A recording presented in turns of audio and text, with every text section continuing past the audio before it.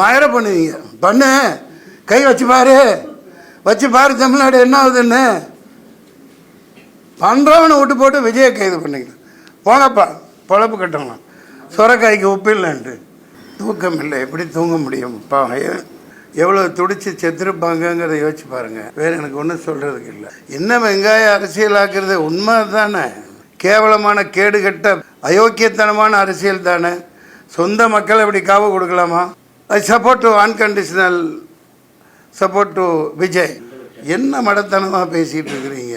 அதெல்லாம் ஒரு வெங்காயம் உரிக்காது. அவனே கொலை பண்ணிவிட்டு, அவனே கொள்ளையடிச்சிட்டு, அவனே லூட்டி அடிச்சுட்டு, அவனே பண்ணுவாங்க. இதான் பார்த்துட்ருக்கோம். ஒரு மாநாடு நடத்த கூட்டத்துக்கு 28 கண்டிஷன் கேட்டு போடுறாங்களா இல்லையா? எந்த கட்சிக்கு அது போட்டாங்களா? அதே மாதிரி 28,000 போலீஸ் 2,000 போலீஸ் அங்கே நிற்கணும்ல.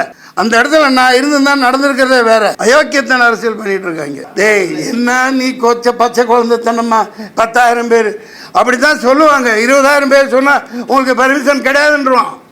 4 லட்சம் பேர் கூடுறான்னு தெரியுது இல்லையா? அப்புறம் முட்டுச்சந்துக்குள்ள அனுப்புறீங்க. பயங்கரமான ரவுடிகளை எத்தனை கத்தி குத்து பண்ணான்னு தெரியல. இப்போ பயங்கரமான ரவுடி ராஜ்யம். எவனை உள்ளத்தான ஷேம் ஆன் திஸ் பாலிடிக்ஸ். சம்மந்தம் இல்லாமல் கேள்வி கேட்குறீங்களே. சொந்த மக்களை பக்கத்து தெருவில் வாழ்றவன அந்த ஊர்க்காரனை கொன்னுட்டு வேஷம் போட்டு தெரியுறியே, வெக்கமா இல்லை உங்களுக்கு? குழந்தைத்தனமாக கேட்டுட்டு இருக்கீங்க. தண்ணி விடுப்பா. செருப்பு வீசுறான், கல் வீசுறான், கெட்ட வார்த்தையில் திட்டுறான். எவ்வளோ பெரிய ஆபத்தில் தெரிஞ்சாதானே காவல்துறை அப்படி ஒரு சந்துக்குள்ளே போய் நிப்பாட்டுறாங்க. இதற்கான தண்டனை 6 மாதத்தில் கிடைக்கும். இப்போ 40 பேர் சாவலையா? வருத்தப்படுறியா? தொலைச்சிருவார்ல எடப்பாடிக்கு. அவ்வளோதான் கூட்டம் கூப்பிடும். இவருக்கு 4 லட்சம் பேர் வருவாங்கன்னு இந்த எருமைங்களுக்கு தெரியாது. நீ ஏதோ எழுதி வச்சு போட்டு பிஜேபி அனுப்பிச்சிட்டு போல. ரத்தம் கொதிக்குது, தூக்கம் இல்லையா? மூஞ்சி பாருங்களேன். பைத்தியக்காரனே. போலீஸ்காரன் துரத்தி விடுறான். இது எவ்வளோ பெரிய பக்கா பிளானிங்கு. கள்ளக்குறிச்சியில் செத்தாங்களே, அங்கே போய் நின்றுங்களேயா விளக்கென்ன? ஏன்னா இப்போ போய் அங்கே நின்று அவரை சேர்த்து சமாதி கட்டுறதுக்கா? மக்களுக்கு உண்மையை சொல்லுங்க. ட்விஸ்ட் பண்ண கருவியா நீங்க இங்க வராதீங்க. மக்கள் பார்த்துக்குவாங்க, மக்கள் பார்த்துக்குவாங்க. வீட்டுக்குள்ள இருந்து அரசியல் பண்றார், வீட்டுக்குள்ள இருந்து ட்விட்டர்ல போடுறாருங்க. யார் பாதுகாப்புல வர்றது? தப்பு செய்தவன் தண்டனையை அனுபவிப்பான். எனக்கு பேசுவதற்கு ஒன்றும் இல்லை.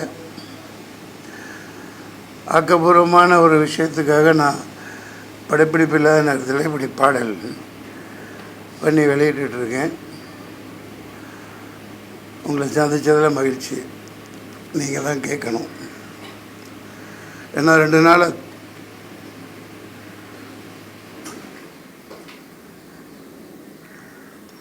தூக்கம் இல்லை. எப்படி தூங்க முடியும்? சொந்த ஊர் கரூர், பள்ளப்பட்டினா வளர்ந்த ஊர். என் வீடு இன்னமும் பள்ளப்பட்டியில் தான் இருக்குது. அந்த பகுதி மக்கள் இவ்வளோ பெரிய பாவம். அந்த சாகையில், அந்த மரணிக்கையில் அவங்க எவ்வளோ வேதனையில் அனுபவிச்சிருப்பாங்க. கத்தியில் குத்திருக்காங்க, அடிச்சிருக்காங்க, கீழே தள்ளியிருக்காங்க, பள்ளம் வெட்டப்பட்டு உள்ளே தள்ளி விடப்பட்டிருக்காங்க, மிதிப்பட்டு எவ்வளோ துடிச்சு செத்துருப்பாங்கங்கிறத யோசிச்சு பாருங்கள். நம்ம நாட்டில் இப்படியெல்லாம் நடக்குதுங்கையில் எனக்கு ரொம்ப அவமானமாக இருக்குது. வேறு எனக்கு ஒன்றும் சொல்கிறதுக்கு இல்லை. நீங்கள் ஏதாவது கேள்விகள் இருந்தால் கேளுங்க. 41 பேர் ஆயிட்டாங்களா? என்ன வெங்காய அரசியலாக்குறது உண்மை தானே. ஒரு விஜய் தம்பி நான் வாழ்த்தனேன் வெற்றி விழாவில், லியோ வெற்றி விழாவில். The only one alternative.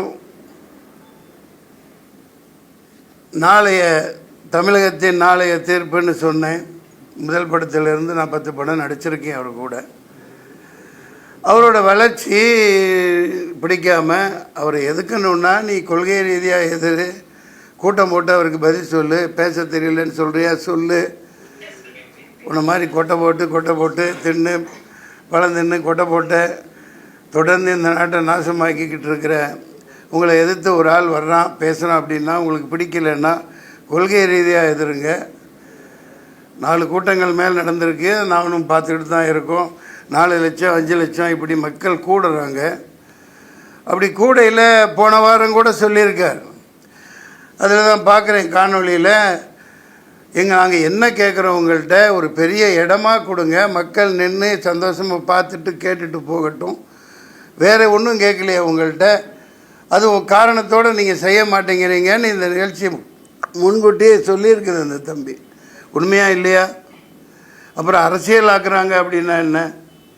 கேவலமான கேடுகட்ட அயோக்கியத்தனமான அரசியல் தானே. சொந்த மக்களை இப்படி காவு கொடுக்கலாமா? சொந்த மக்களை சொந்த ஊர்க்காரங்களை காவு கொடுத்துட்டு நல்ல வேஷம் போட்டுட்ருக்காங்க. இதுக்கு ஒன்றும் இதுக்கு மேலே என்ன சொல்கிறதுன்னு தெரியல.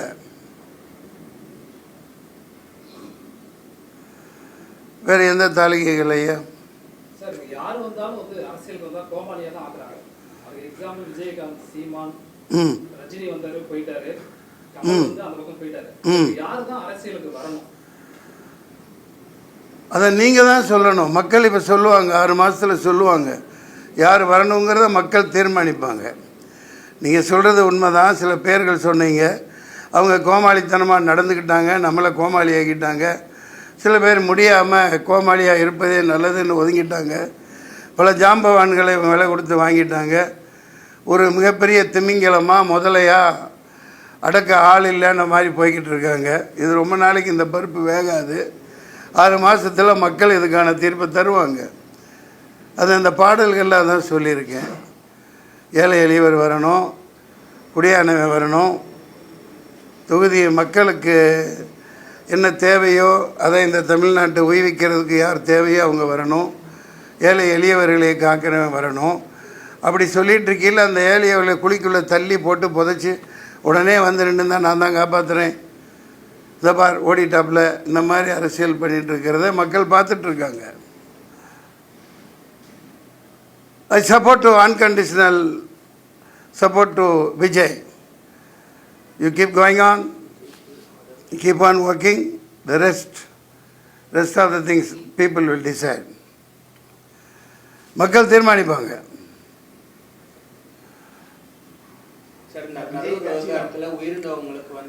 என்னையா என்ன மடத்தனமாக பேசிகிட்டு இருக்கிறீங்க? நான் வளர்த்து விடப்பட்ட தம்பி, நான் தான் இப்போ பேசிகிட்டு இருக்கேன்ல. என்ன கேட்குறீங்க? என்ன பண்ணுறது? இதில் சப்போர்ட் ஒட்டுமொத்த மக்களே சப்போர்ட் இருக்குல்ல, அப்புறம் நான் என்ன பண்ணுறது?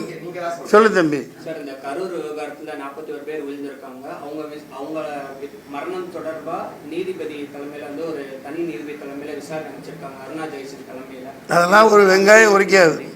அதெல்லாம் ஒரு வெங்காயம் உரிக்கப்படாது. இதெல்லாம் ஏமாத்து வேலை, கண்கட்டு வேலை. அவனே கொலை பண்ணிவிட்டு, அவனே கொள்ளையடிச்சிட்டு, அவனே லூட்டி அடிச்சுட்டு அவனே பண்ணுவாங்க. இதான் பார்த்துட்ருக்கோம். பஹல்காம் தாக்குல என்ன நடந்துச்சு? வெளியிலேருந்து யாரும் வரல. அந்த காஷ்மீரி மக்களும் ஒன்றும் பண்ணலை. அப்பாவி ஏழை சாதாரண பிச்சைக்காரனுங்க. அடிக்கி 4 போலீஸ் நிற்கிறாங்க. புல்வாமாவில் என்ன நடந்துச்சு? சொந்த நாட்டு மக்களை காலி பண்ணி போட்டு குழிக்குள்ளே தள்ளி மண்ணள்ளி போட்டு அதில் தான் அரசியல் பண்ணிகிட்ருக்காங்க ஆள்றவங்க. நீங்களும் 4 அம்சம்னு வேடிக்கை பார்த்துட்ருக்கீங்க. அதெல்லாம் ஒரு வெங்காயம் உரிக்க முடியாது, ஒரு வெங்காயம் நடக்காது. சும்மா கண்கட்டு வித்த. கொடுக்கல. யார் கையில் போலீஸ் இருக்குது? முதல்ல பாதுகாப்பு 28 கண்டிஷன் போடுறீங்களா இல்லையாப்பா? நீங்கள் ஒரு மாநாடு நடத்த கூட்டத்துக்கு 28 கண்டிஷன் கேட்டு போடுறாங்களா இல்லையா? எந்த கட்சிக்காவது போட்டாங்களா? எந்த கட்சிக்காவது போட்டாங்களா இது வரைக்கும்? அதே மாதிரி 28,000 போலீஸ் 2,000 போலீஸ் அங்கே நிற்கணும்ல. அதே முட்டுச்சந்தில் கொடுத்துருக்கீங்க. என்ன மாதிரி ஆள் அங்கே இருந்திருந்தான்னு வைங்க, அந்த இடத்துல நான் இருந்திருந்தான் நடந்திருக்கிறதே வேறு. 90 இறங்கி குதித்து ஓடி போய் ஆளுகளோட ஜீப்பை நிப்பாட்டி வச்சேன், கலெக்டர் ஜீப்பு. அடுத்து அதை அணைக்க சொல்லி சாண்டு ஓட்டு மைக்கை பிடிச்சி ஒரு சத்தம் போட்டேன். நடக்கிறது வேறு. என்ன போலீஸ் எங்கேருந்து வந்தானு என்னன்னு தெரியல, கட்டுக்குள்ளே கொண்டாந்தாங்க. கொஞ்சம் தவறி இருந்தால் அந்த விஜயத்தை ஆணையம் போட்டு குழிக்குள்ளே தள்ளி மூடி சமாப்தம் ஜனகனை பாடியிருப்பாங்க. இது அரசியலா? கேவலமாக இல்லை? அயோக்கியத்தன அரசியல் பண்ணிகிட்டு இருக்காங்க, ஏமாத்திட்டு இருக்கீங்க.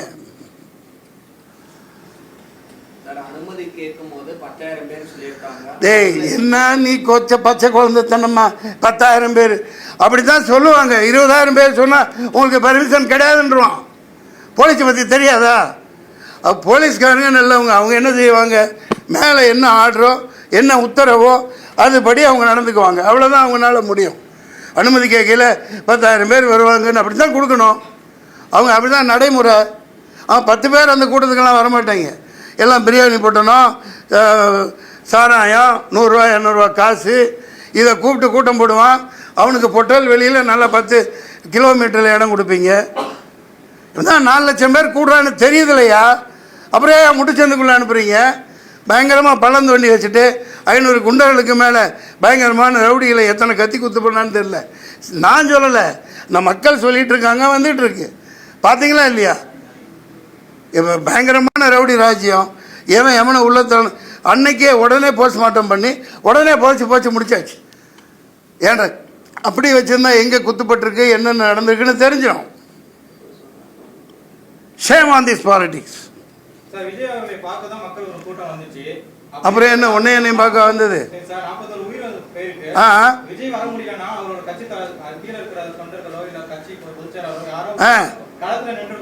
களத்தில் எல்லாம் துரத்தி விட்றாங்கல்ல. சுற்றி நிற்கிறது யாரு? அவளை போட்டு தள்ள நிற்கல, அவங்க தானே விரட்டி விட்றாங்க. நியூஸில் சொல்கிறாங்களா இல்லையா? கிளம்புங்க நீங்கள் நிற்காதீங்க அப்படின்னு பேக் பண்ணி அனுப்பிச்சிட்டு இந்த மாதிரி சம்மந்தம் இல்லாமல் கேள்வி கேட்குறீங்களே. அவங்க புதிய கட்சி, என்ன மாதிரி ஆள் ஒன்றை மாதிரி ஆள் இருந்திருந்தா அதுக்கு பருப்பு எடுக்க சரியான ஆளை இறக்கியிருப்பாங்க. அந்த மாதிரி ரவுடிகள் உங்கள்கிட்ட இல்லை. அங்கேருந்து என்ன அடி வாங்க சொல்கிறீங்களா? மக்களை தீர்த்து கட்டிட்டாங்க. அவர் இப்போ ஒரு பாதுகாப்பு வளையத்தில் இருக்காப்லையா இல்லையா? அவரே நோக்கி தானே இது நடந்திருக்குது. புதுசாக ஒருத்தர் பாரு, சரி வரட்டும் பாரு, நாங்கள் பெரும் பழம்புரிங்க தானே நின்று சமாளி. இந்த மாதிரி சொந்த மக்களை ஏன் கொள்கிற? சொந்த மக்களை பக்கத்து தெருவில் வாழ்கிறவன அந்த ஊர்க்காரனை கொன்னுட்டு வேஷம் போட்டு தெரியுறியே, வெக்கமா இல்லை உங்களுக்கு? என்ன எதிர்பார்க்காது? யார் எதிர்பார்க்கு? விஜய் எதிர்பார்த்துருக்க மாட்டாப்புல, குழந்தைத்தனமாக மக்கள் எதிர்பார்த்துருக்க மாட்டாங்க. விஜய் அண்ணா பார்க்கணும் அப்படின்னு போட்டு வந்து நிற்கிறாங்க. ஆனால் இது எதிர்பார்த்து திட்டமிட்டு சதி திட்டம் தீட்டப்பட்டு எல்லாம் வாட்ஸ்அப்பில் வருது. சாயந்தரம் சம்பவம் நடக்கும்னு போட்டிருக்காங்களே. குழந்தைத்தனமாக கேட்டுட்டு இருக்கீங்க. தண்ணி விடுப்பா.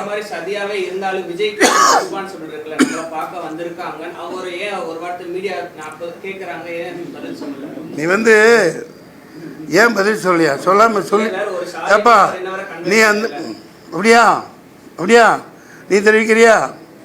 சாதாரண 1-2 உயிரா 40 பேர் அவர் மேலே நிற்கிறார். அந்த இடத்துல நீ நின்றுப்பார், அப்போ தான் தெரியும் தம்பி அவ்வளோ உயரத்தில். ஏன்னா இவங்க இந்த மாதிரி கொடூரமான கும்பல்னு அவங்களுக்கு தெரிஞ்சுதான் அப்படி ஒரு வண்டியை வச்சு பாதுகாப்பில் போலீஸோடு நிற்கிது. அந்த எல்போட இடமில்லாத மீட்டிங்கில் நான் ஒரு பேச்சாளனாக இருந்திருக்கேன். மேலே கீழே என்ன நடந்தால் ஒன்றுமே தெரியாது. கீழே என்ன நடந்தாலும் ஒன்றும் தெரியாது.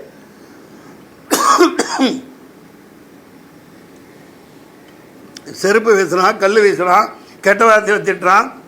ஒவ்வொருத்தருக்கும் கூப்பிட்டு விஜயகாந்த் மாதிரி கண்டிச்சுக்கிட்டு பண்ணிகிட்டு இருக்க முடியுமா? எவ்வளோ பெரிய ஆபத்தில்.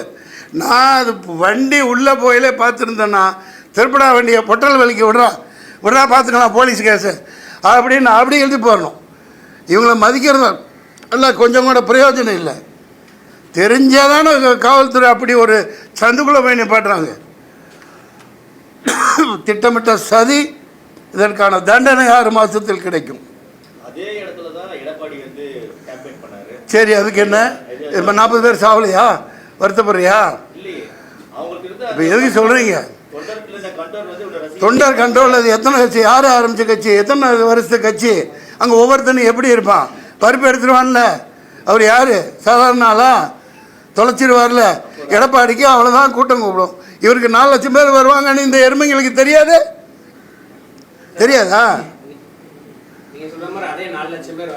நில்லுப்பா, நீ ஏதோ எழுதி வச்சு போட்டு பிஜேபி அனுப்பிச்சிட்டு போல.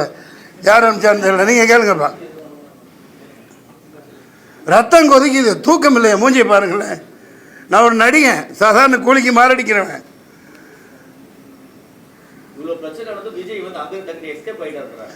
பைத்தியக்காரனே, போலீஸ்காரன் துரத்தி விடுறான். இங்கேருந்து போங்க, இப்படிலாம் ஆயிடுச்சுங்களா? எல்லா நாடகமும் அவங்க நடத்துகிறாங்க. இங்கே பாரு, அதை சொல்கிறதுக்கு தானே இந்த திட்டமே. துரத்தி விட்டு போட்டு அடுத்த நிமிஷம் இவங்களால வர முடியுதுல்ல. ஆனால் அடுத்த நிமிஷம் இருந்தாலும் வந்தால் நாங்கள் நிற்க முடியுமா? நம்மளால் நிற்பீங்களா? இது எவ்வளோ பெரிய பக்கா பிளானிங்கு. அடுத்த நோட்டி டக்குன்னு வர்றாங்கல்ல. கேட்குறான்ல, 66 பேர் செத்தானே கள்ளச்சாராயம் கள்ளக்குறிச்சியில் செத்தாங்களே, அங்கே போய் நின்றீங்களே, விளக்கென்ன? என்ன கேள்வி கேட்குற நீ? ஏன்னா இப்போ போய் அங்கே நின்று அவரை சேர்த்து சமாதி கட்டுறதுக்கா? ரவுடிங்க வச்சுட்டு நிற்கிறாங்க. பைத்தியகாரத்தனமாக கேள்வி கேட்குறீங்களா? யதார்த்தத்தை பேசுங்க, மக்களுக்கு உண்மையை சொல்லுங்கள். ட்விஸ்ட் பண்ண கருவியாக நீங்கள் இங்கே வராதீங்க. நான் எனக்கு என்ன கூட நடித்தவன், சொல்லுவோம்ல, இப்போ வந்து மக்கள் பார்த்துக்குவாங்க, மக்கள் பார்த்துக்குவாங்க. நான் ஒரு அதே தான் சொல்கிறேன். இப்போ அவர் வராமல் இருந்திருந்தா என்ன சொன்னீங்க? வீட்டுக்குள்ளே இருந்து அரசியல் பண்ணுறார், வீட்டுக்குள்ளே இருந்து ட்விட்டரில் போட ஆரம்பிங்க, வெளியே வந்தால் இப்படி மக்களை வச்சு சாவடிப்பீங்க. இப்போ எப்படி வெளியே வர்றது? யார் பாதுகாப்பில் வர்றது? சொல்லுங்கள். போதும். நன்றி, வணக்கம், சந்திப்போம். நல்லதே நடக்கும். யாரோ கேட்குறீங்க தெரியல. நன்றி, வாழ்க வளர்க. தப்பு செய்தவன் தண்டனையை அனுபவிப்பான். அவ்வளோதான். ஏப்பா, என் ரத்தத்தில் தமிழன் இருக்குது. அது நாளைக்கு ஐடியா இருக்குது, சேர்றது இருக்குது, இதுன்னா அது எப்போ நடக்குமோ அது நடக்கும். அதை பற்றிலாம் நான் கவலை இல்லை. உணர்வு பூர்வமாக ஒருத்தனுக்கு இப்படி தமிழ் இனத்தை கொண்டு ஒரு சொந்த மக்களை சாகடித்து அரசியல் பண்ணுறான். அதை கண்டிக்கிறது என் தலையாய கடமை. நான் கண்டிக்கிறேன். நான் சொல்கிறதுக்கு ஒன்றுமே இல்லை. அது அவர் பார்த்துக்குவார். அவருக்கு இருக்கு எல்லாம். ஒரு கட்சியை நடத்திட்டு போகிறவருக்கு இருக்கு. மயர பண்ணுவீங்க, பண்ணு, கை வச்சு பாரு தமிழ்நாடு என்ன ஆகுதுன்னு. பண்ணுறவனை விட்டு போட்டு விஜயை கைது பண்ணிக்கலாம். போங்கப்பா, பொழப்பு கட்டணும். சுரக்காய்க்கு உப்பு இல்லைன்ட்டு.